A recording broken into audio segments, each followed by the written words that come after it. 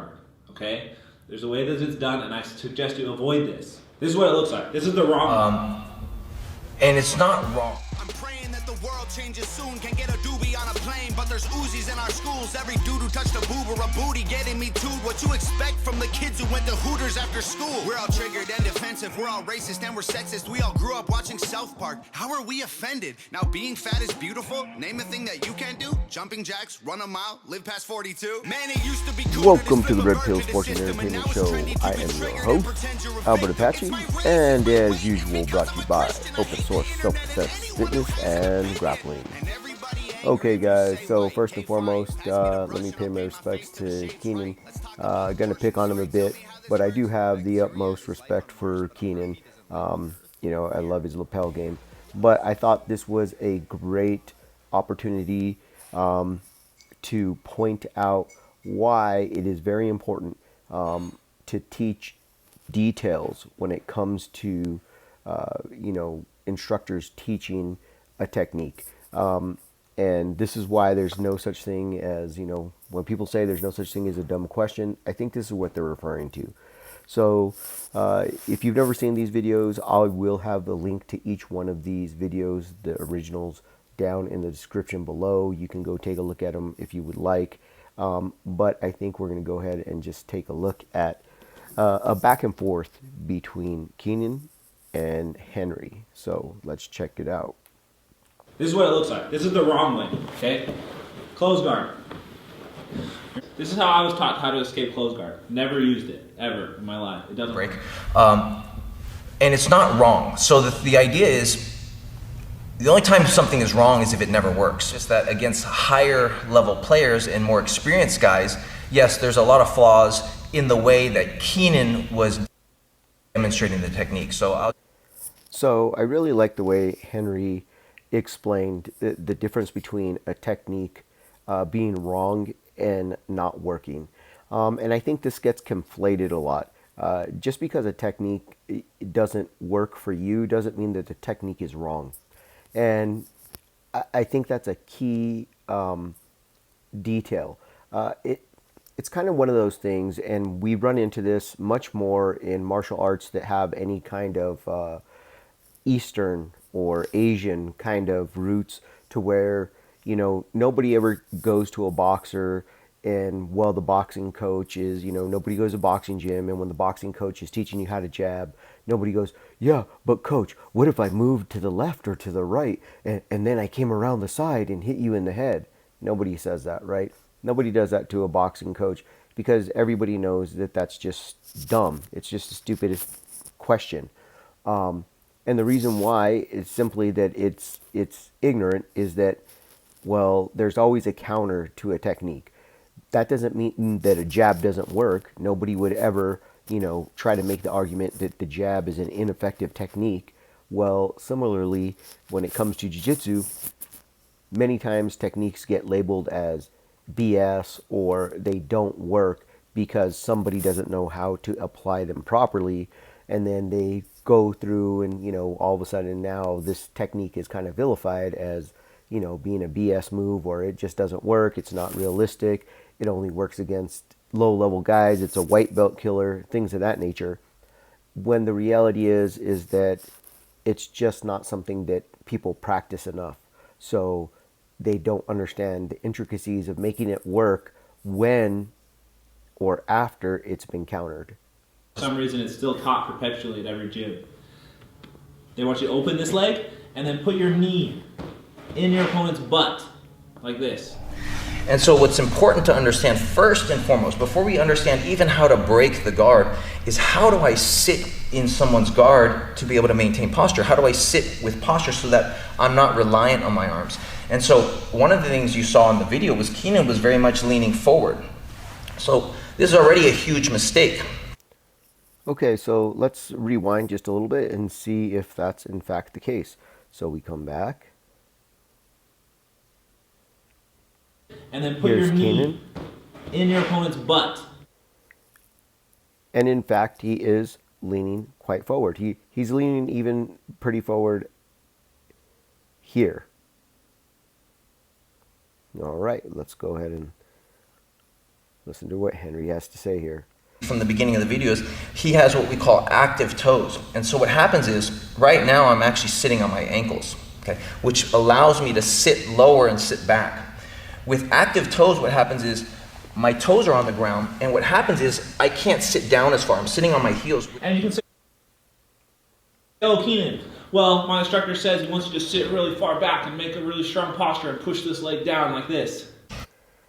So the active toes, if you didn't notice when Keenan originally showed the technique, he absolutely did have active toes. And I thought that that was very important that, here you go, it's right here, this is when he first shows the technique. And I think that's very important while you're listening to what Henry has to say regarding how to sit in the guard in order to make this particular guard break work. And you can say, "Oh, Keenan, well, my instructor says he wants you to sit really far back and make a really strong posture and push this leg down like this." So even though I can use my hand to secure the grip, there's never any pushing going on. The other thing is, when I use my hand here, okay, instead of keeping my hand with my elbow down, immediately what I do is I turn my palm up. So the idea is, without changing my grip, I turn my palm, and what this does is, you guys will notice a big difference. If my hand is here and you start to pull my hand to you, good, again. So anytime I'm palm down in the guard, it's very easy for him to pull my arm to me because I can't engage my muscles properly to... Now, some people might see this and think that, oh, he's just trying harder with his palm up. No, this absolutely is a biomechanical advantage. One of the reasons why is if you just kind of put your arm at a 90-degree angle and you kind of rotate your palm downward and upward and you look at your bicep, you're going to notice that your bicep is actually flexing when you rotate your palm up towards the sky. It's much harder to pull a muscle, right, to extend it that's already contracted than it is to pull a muscle that is in the medium range of extension. Okay, so this is why turning your palm up makes a difference. Also, there's a biomechanical thing that happens that if you notice that Henry is bringing that elbow nice and tight to his ribs, turning his palm up, and also attaching and what he's doing is his elbow's almost attaching or getting as close as it can to his hip. Somebody else who really breaks this down really beautifully in one of their video series is John Danaher. He talks, I believe it's in his Going Further Faster or Enter the System. It was Enter the System, the triangles. So while he's teaching triangles, he's teaching from fighting from guard. He talks about how to use grips, how to use your frames. And one of the things he talks about, and that I've actually experimented while rolling jiu-jitsu, is the idea of getting my elbow connection to my hip or to my trunk. And with my palm up, I've noticed it is really hard, even against much bigger guys, for them to pull my arm away from my body. So all of these little details, these are extremely important little details as you go up. Sure, against an inexperienced white belt, you're probably going to break the guard no matter how sloppy you do the technique. But we all know it doesn't take but maybe 2-3 weeks worth of training. Once that white belt has a decent idea of what the objectives are, what things put him in danger, he's starting to ski jump his hips, right? So he's jumping over your knee. He's starting to maybe scoot his hips up against your body. So maybe he's looking for the sit-up sweep or the oompa sweep. Okay, all of those things really make it hard for this technique to work if you're missing all of these tiny details. And so all I'm saying is while Keenan, I believe he's a great coach, I do subscribe to some of the Jiu-Jitsu X stuff. You probably have seen it if you watch my channel. I've done reviews of the Jiu-Jitsu X platform. I really like Keenan. That being said, I think this was a great illustration that even at the black belt level, if you're not exposed to the details of a technique, sometimes it can be hard to understand how that technique is supposed to work, right? How do I make this technique work? This seems completely wrong. It also, if you go and you rewatch that, you're going to say, you'll hear that Keenan says, I was taught to do it this way. So even if he was taught to do it that way, that means that's even worse, right? That somebody told him this was the proper technique, these were the proper details. So, and maybe when he learned it, here's the other thing I think people forget is that many times when we're learning a technique for the first time, we have to remember what lens we saw it through, right? Did we see it through a white belt lens? Did we see it through a blue belt lens? Right? Did we see it through a purple belt lens?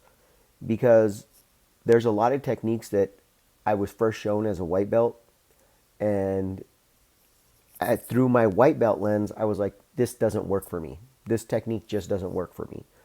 Because seeing it through the white belt lens, I was not able to absorb everything in the technique to make it effective. I hope that makes sense. All right, guys, that's all I got for today. Remember, goal is 1,000 subscribers by 4th of July, so please help a brother out. Like, share the content, comment down below. I try to get to every comment and try to reply and interact. If there's something you guys want to see me break down or take a look at, give my opinion on, let me know. You can do some more stuff going into why we got to gatekeep jiu-jitsu and why that's important. And hopefully you enjoy that content as well. So until next time, remember, be practical, be purposeful, get fit with the purpose, guys. There's Uzis in our schools. Every dude who touched a boob or a booty getting me too. What you expect from the kids who went to Hooters after school? We're all triggered and defensive. We're all racist and we're sexist. We all grew up watching South Park. How are we offended? Now being fat is beautiful. Name a thing that you can't do. Jumping jacks, run a mile, live past 42. Man, it used to be cool to just flip a bird to the system, and now it's trendy to be triggered and pretend you're a victim. It's my race, it's my weight. It's because I'm a Christian. I hate the internet and anyone who has an opinion. And everybody angry if you say white. Okay, fine. Pass me the brush and I'll paint my face to the shades right. Let's talk about abortion. Sorry, tell me how this works. Bacteria is life on Mars, but a heartbeat isn't life on Earth? Weird. You're so stupid.